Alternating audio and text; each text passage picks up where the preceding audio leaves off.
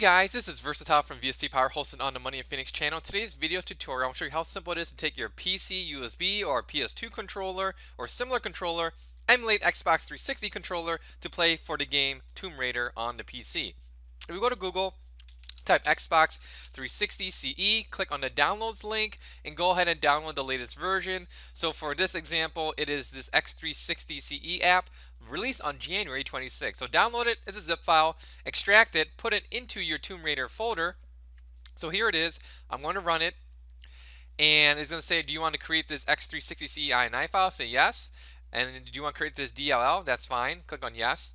And it's going to go through the process. Now, there is a trick for you got to do an extra step to make sure that your right analog stick is working, and I'll show you how to do that momentarily. Basically right now what it's doing is checking my twin USB joystick adapter just to see if it can find any settings locally and online for this particular game. Now if I go to controller 1 real quick here, we'll see that yes, my analogs are working. A, B, X, Y, L1, R1, L2, R2, the buttons, directional pad is not working yet. However, if I were to go to D-pad here and say D-pads 1, and then it says, yeah, it's working, and you can always click on save. Let's click on save right now.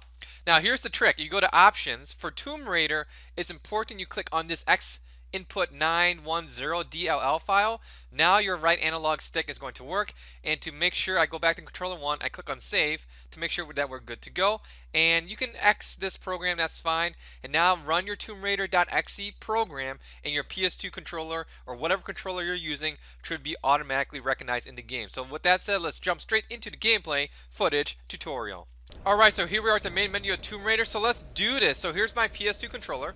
And if you want to see what the mapping is, let's go down to options and then go to gameplay. Is it gameplay? Let's see. Yeah, it's gameplay. So gameplay, gamepad, let me just use the mouse real quick here, gamepad, and then gamepad layout. And this is where all the buttons are for this particular controller. So let's go back, and I don't know there's any multiplayer games in progress, but let me just go to continue real quick here and continue one of my save game files. So in terms of the controller, because we did that trick with the normal hook and also making sure that you're selecting the XInput 901 or 10 file, now your right analog will work, and I'll show you proof of that. Yeah, the camera is going to work with this right analog joystick, and show you how this controller will work, proof in the game. So now, you ready for some proof? Here we go. Walking. Here's the analog joystick. Look, the camera's moving, guys. See that? You see that? Pretty cool. Okay, now I forgot where I'm going. Let's go this way. This is for jumping, right? This is rolling. If I had a, multiplayer would be rolling. Gripping, interaction. This is survival instinct right here. Oh, look at that nice bird. If I had a weapon, I can aim, but I don't. And here we see the camera is working again.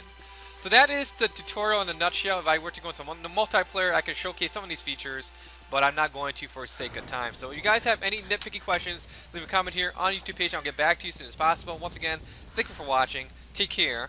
Bye.